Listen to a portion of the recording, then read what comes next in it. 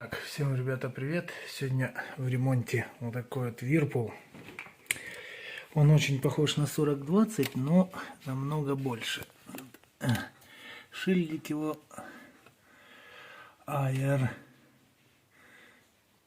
Что-то непонятно. 774X. Ну, он, короче, больше намного. Вот. И проблема у него какая? Ну, я пришел, он набрал температуру, только начал выдвигать. Запустится, не запустится, он очень сильно гудит. Сейчас посмотрим, если запустится, услышите. Ну, самое интересное, здесь вот такой вот компрессор Embraco FGS 100H. HA. Короче, здесь в этом компрессоре 9 цилиндр, объем 9,06, что-то такое. И хладопроизводительность при минус 23,3 246 Вт. Будем менять на вот такого вот кабанчика. Сразу скажу, компрессор обошелся в 4 с лишним тысячи с доставкой, с покупкой, со всеми этими делами. Недешевое удовольствие нынче, да, с такими вот холодильниками. Но еще не приходилось на... Ну, я обычно менял такой мощности компрессора на сайд-бай-сайдах, то есть распашных дверных, ну вы поняли, о чем я. А здесь, конечно, такой гигант. Не запустится он, но потом я думал, в общем, здесь резинки и просели, он ними цепляется, тут за корпус. То есть, как бы, чтобы поменять, думал, может обойдется поменять резинки, но, увы, там проблема уже по механической части. Такой он звук издает, но не хочет запускаться сейчас пока. Ну, тут еще холодильнику лет 15, наверное, если не больше. И здесь модуль этот коричневый, как на RC4020 стоит управление. Вот. Ну, я думаю, что фильтр тут подзабитый по-любому. И, может быть, это, кстати, послужило причиной. Но, в принципе, холодильник холодит. А может, просто уже произошел износ компрессора. Ладно, сейчас распакуем, я вам потом его запущу напрямую. Или, в принципе, сейчас напрямую запущу, послушайте. Так. И вот так вот он работает. Вот такая вот ситуация. Такой звучара. В общем, что, сейчас спускаем фреон и будем устанавливать вот этот компрессор. 105 грамм фреона, заодно как раз сейчас выпаю, посмотрю, в каком состоянии фильтр. Вот его потребление в таком состоянии. И посмотрим потребление этого. Ну так вот он гудит ужасно. Так, ребят, ну в принципе вот и как бы причина выхода из строя компрессора. Ну, я фильтр вообще продуть практически не могу.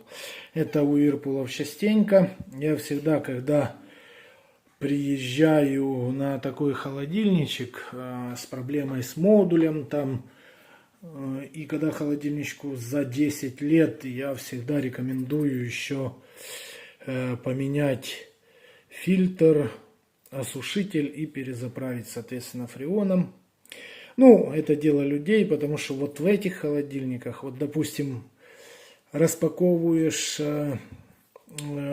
как бы, сейчас, секунду.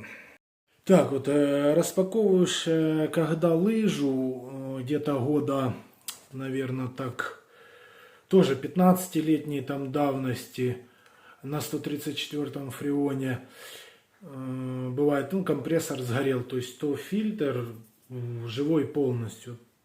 Отверстие, не знаю, сфокусируется, есть. Продуть вообще практически не могу. А вот на Whirlpool'ах я вот заметил, это явление очень такое постоянное, потому что как бы вот сколько я Whirlpool'ов не вскрывал, которым 10-12 лет, у них проблема вот такая вот непосредственно с фильтром. он забитый постоянно или подбитый. Только вот поменял фильтр, перезаправил, холодильник вообще заиграл другими красками. Люди говорят, аж чувствуется разница, когда открывают морозилку, аж туман такой дует, ну, то есть, ну, пар, вернее, выходит, говорит, у нас до этого раньше не было, там поначалу было, так что вот с Whirlpool'ами вот такая вот проблема, то есть, а вот почему с LG и Samsung'ами на 134-м фреоне, очень-очень в редких случаях я вскрывал систему и был фильтр забитый, а так в основном дуется легко и свободно. Я думаю, что качество фреона, Дюпона, так как Whirlpool фирма американская, ну и всем этим парадом фреоновым у нас Дюпон фирма, или Дюпон, как правильно, оперирует. Так что как-то вот так вот. Ну все, сейчас будем кабана этого менять. Вот это вот кабана будем менять. Раз зачищу. Трубки выгну там, как удобно будет. И надо проверить капу на чистоту ее.